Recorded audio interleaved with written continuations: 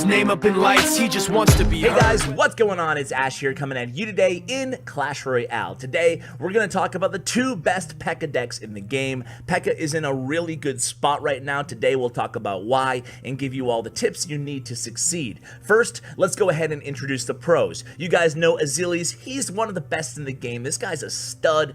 You can see his stats right there. Oh my gosh, it's crazy. But yeah, we'll be sharing the PEKKA Zappies deck, and then we'll go into Fatty's replays. Fatty is an Egyptian pro and YouTuber. I'll link his YouTube channel in the description below. You're going to want to follow both these guys on Twitter, YouTube, all that good stuff. And I do have to give a shout out to Mohaned. He actually gave me the heads up about this deck and all the success that Fatty was having with it. So shout out to all those guys. Now let's look at the decks, guys. Deck number one is going to be a PEKKA, a Hut deck. PEKKA Hut with Minor Poison, Zappies Flying Machine, and the Royal Ghost. So that is a really strong deck. It's the number one Grand Challenge deck, period, right now in the game. And this is the second deck. It's a PEKKA Goblin Barrel Beatty deck with Minor as well.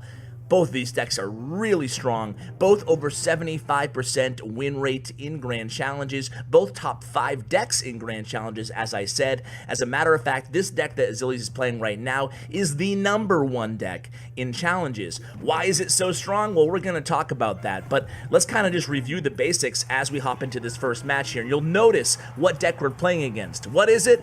It's the super annoying Golem. Well, I love the deck, and it's also annoying, right? So it's a love-hate relationship. Hate going against it, love playing it, right? So it's Golem, Double Prince, Baby Dragon, Tornado. This deck shuts it down, guys. Nothing to worry about. As a matter of fact, if you're going against a Golem, a Giant, a Prince, a Dark Prince, another PEKKA deck, you got nothing to worry about here because this deck does amazing.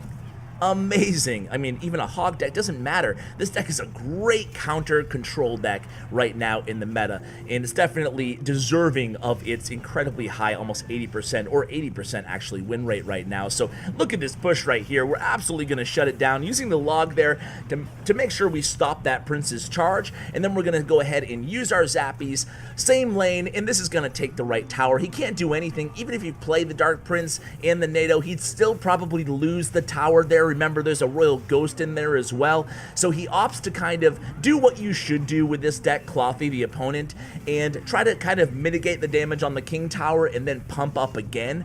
However, it's not going to work out too well for him, guys. 1500 HP left on his King Tower here, and Azilius is sitting pretty at full health. We're going to fast forward into the double elixir time, but basically, you have an answer for everything in this deck, and how are you playing it? Let's start with the opening moves. As you can see, this is going to end really quickly here. It shuts down any tank deck super easily. I mean, as a matter of fact, this last push, let's watch this last push here, slow it down, and then we will get into kind of the basics of the deck and review it quickly. So look at this. I mean, we know he doesn't have a big spell in this deck. That's the one weakness of this deck. So we're going to use our Zappies. He pulls it all together. He does a good job with that NATO there. But you can see the flying machine, excuse me, perfect position there. Kind of just sitting back, chilling behind that Goblin Hut there. Then we send in that Minor last second. And what could have been a 3-crown push against a lot of decks barely does 500 damage to our left tower. Now that's good defense, and that's a solid deck. And there it goes, almost taking down that right tower. By the way, Atharva Kulkarni is my YouTube sponsor of the day. Thank you for the support of the channel, and thank you to all my YouTube sponsors. Now, as we move into match number 2, guys, I do want to give you the down low on good starting moves and just general strategy for this deck before we move on to the second deck and get to the play-by-play here against, by the way, Jelly Clash? Is that Jelly, the Brazilian YouTuber, 4 million subscribers? If so, huge shout out to Jelly. If not, then hey, someone named Jelly Clash YouTube is also deep in a grand challenge against Azilius here. And we're going against another PEKKA deck, which I should kind of mention, guys, that again, this PEKKA deck wins against every other PEKKA deck. Guaranteed if you play it correctly.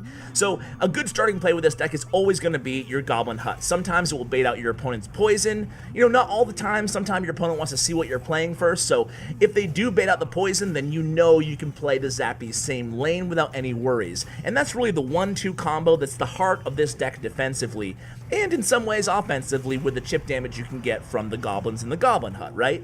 So what you want to do is very simple. Start out with a Goblin Hut, see what your opponent does.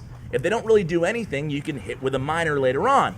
They're usually going to play some sort of a card, whether it be a Dark Prince or whatever. Dark Prince was the case in this matchup here, or a Poison. And then it gives you can let the opponent's moves dictate your next move, right? So if they start out with a golem in the back, you can play a P.E.K.K.A in the back. If they try to bridge spam you, you're going to have an answer for that as well. Zappies does great against all bridge spam. You can see the Bandit right now going down to Chinatown, baby. No, the Bandit, the Prince, the Dark Prince, not going to be a worry for this deck. So here comes the Dark Prince, speaking of which right now. We have a Royal Ghost in hand. That's going to be totally fine here. We also have, look at our hand right now. We're going to set up with another hut. We already have the right tower down to 1422, and it's just, this is like, I don't know, it's like surgery here, you know? It's not a big beatdown deck. You're not playing this deck like a beatdown deck. You're playing it more like a chip deck and using your P.E.K.K.A more defensively in this deck than you would, say, a PPP deck, right? A P.E.K.K.A double Prince, which is also viable right now in the meta. That's more of a beatdown-like style. This deck, rarely is your P.E.K.K.A going to be getting the majority of the damage. It's normally going to be your Minor in combination with your Spear Goblins, your Poison, your even your Zappies or whatever, a Royal Ghost, anything that can get to the other side, but rarely is it going to be this big monster push. It's going to be damage over time in this deck, and just like any good kind of chip control pseudo hybrid deck. And you can see here, we already have that tower down to 530 damage. We dropped that Poison, despite the NATO and the Executioner. It's not a big deal. That's a great log there by Azili's, pushing the Executioner out of the range of that big cluster of troops, and now it's just going to be a matter of getting one Poison or a few swings on that Minor. Right tower down. Azili's is a beast, man, and that deck is a beast, guys. You guys will have great success with it. Give it a shot. If you don't have Royal Ghost, you can sub in Dark Prince. If you don't have, what else was in that deck? You kind of need Minor in that deck, because you need, that deck thrives off that chip capability. So I think that was really the only legendaries. If you don't have Log, I guess you can sub in, the Zap as well. So this is Fatty's deck here. We moved on to the next deck. Fatty gave me a lot of good tips for this deck as well. Actually, Muhammad did. But basically what you want to do with this deck is you're playing it much differently than the previous deck, right? So even though it's a P.E.K.K.A deck, you're still going to be using P.E.K.K.A in a similar fashion. It's not a P.E.K.K.A beatdown deck, except in one rare scenario, and we'll talk about that in a moment. But normally with this deck, and this is the most challenging matchup to start out with against I'm the Winner. Okay, it's a bait deck itself, but he also has Princess, he has Log, he has Tornado for our Goblin Barrel, both of those cards, and we don't even have Log in this deck. You can sub it in if you want to, though, if you'd prefer it over the Zap spell. But either way, guys, you can see with this deck, we're going to be playing it like kind of like a normal bait deck here.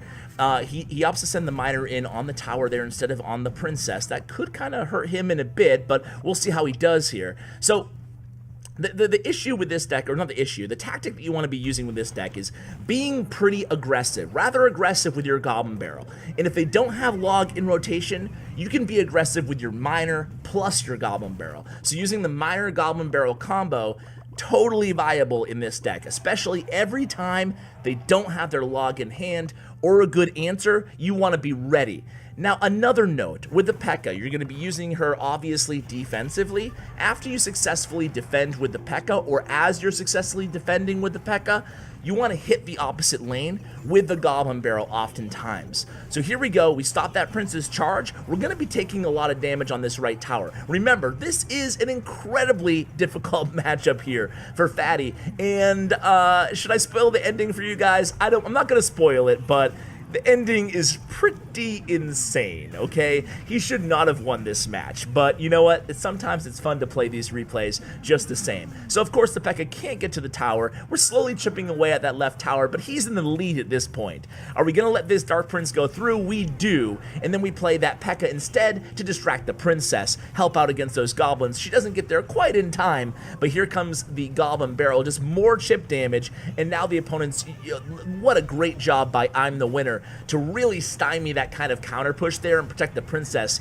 all in the meanwhile. So we send in the miner really for naught here, as the princess is still alive and he has Ice Spirit in cycle. So our counter push totally flopped there. What are we going to do here? He comes with a predictive, he thought we were going to use Spirit Goblins or something there, because he came in with a predictive log. However, we're going to attack really hard on the left lane there. Sometimes when you know they don't have log in cycle, you just got to go all out. It didn't really result in the, what we wanted there, but we were ready with a minion horde to defend against that next Goblin Barrel. Remember, the one weakness of I'm the Winner's deck is there's no big spell, so we can pretty much play the minion horde as a defensive stopper to the Goblin Barrel, but of course he does have Princess and Tornado and everything else in the world on the other end, so we can't expect a large, look at this, 365 on that right tower, and Fatty gives the well played. He thinks he's done. Princess gets one shot off. Nice Spirit Goblins avoiding that log. That right tower is down to 1 hit point, guys.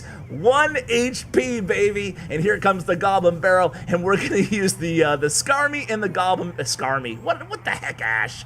We're gonna use the Goblin Gang. Ash, going back to your old ways, dude.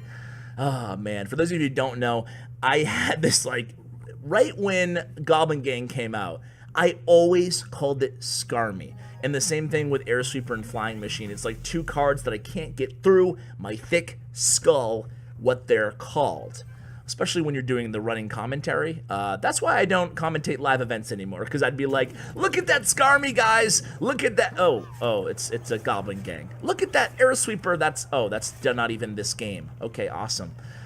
Anyway, here we go. We're going against Divided by Zero. Shout out to Nova EG, my home clan. Divided by Zero, a very, very good player. And we're going against him. We're at the top this time, guys, not to confuse you here. And Divided by Zero goes ahead and he gets a lot of damage on that right tower, or a little bit of damage, but thanks to the mini, dude, where's my head at today, guys? Thanks to the Mega Minion, not Mini Minion, thanks to the Mega Minion getting a few swings off there, we're able to actually take that right tower down about 700 HP or so. Not too bad, right? So here comes Fatty going super aggressively here with the Minion Horde. We're forced to kind of use guards there. We have the E-Wiz in cycle, or Divided, excuse me, has the E-Wiz in the cycle, so pretty good defense there on his end. Fatty's gonna respond. Again, guys, here, just playing defense, just trying to defend, right? I mean, it's not rocket science. D by Z drops, or DBZ. DBZ drops the Goblin Hut in the center there, and we opt to take that poison value straight away here. So you can see we have Spirit Goblin selected here, Fatty does, and at this point, he's just kind of waiting to see what Divided's going to do next. He's ready for that graveyard, and he wants to have his poison in the cycle for that graveyard, obviously. So he's going to do something smart here, and this is what you should all do against graveyard decks when you know they have poison as well. And you want to use your Minion Horde against at the bridge on the support troops, and then use your poison on defense against the graveyard so they can't get the poison value they're looking for. That's a really important point with this deck, and really any deck that you're running a Minion Horde in it. So like a 3 Musketeer deck, same rule applies, right? So here we're going to get some more chip damage on that right tower, taking it down to in the 1300s. Not too bad. Almost a final swing there on that miner, taking it even lower, but now we're in the lead all of a sudden, which is good for us, right? So at this point, we're going to play the PEKKA again, just kind of slow playing the PEKKA here. PEKKA's going to do a good job because she's not going to take a lot of damage from those Spirit Goblins, and we're basically going to be able to get a little bit of a supporting effort behind her for on the cheap, using just Spirit Goblins. So here we go, PEKKA's gonna go ahead and engage this E-Wiz and barely not even get a swing off, but we do take him out just the same. Now we're gonna go ahead and send in that Goblin Barrel. We force the log out of the opponent's hand, and that was basically good game there, guys. So obviously, if you can use the Goblin Gang, use the Spirit Goblins to support whatever push you have going on. That's the play we just talked about, by the way. Minion Horde up top, poison down below on the tower, and there it is, Miner coming in, and Miner, I don't think that we're even going to need to do a poison, maybe. One more poison will take that tower down, obviously, guys. So that's what you want to do. Force the log out of the opponent's hand, then go super aggressive. I did mention one time that you can use P.E.K.K.A as kind of an offensive unit in this deck, and that would be against Lava Loon or Lava Hound. You can play the P.E.K.K.A in the opposite lane on the bridge. It's a risky move. Just make sure you have your Zap ready, as well as Spear Goblins or something, a Goblin Gang, that can help support that P.E.K.K.A if your opponent drops minions, obviously popular card in a Lava Loon deck. So again, huge shout out to Fatty and Azilies for helping me out with these two decks. I hope you guys have a lot of success with them. They're two solid decks. Best of luck. Sorry about the getting a little bit caught on my words and phrases there. Not my strongest video, but the decks are strong, so hopefully they made up for the poor commentary. Guys, thanks so much for watching. Huge shout out to Bren Chong, my YouTube partner. Check out his information in the description below. Guys, thanks again, and as always, take care, guys.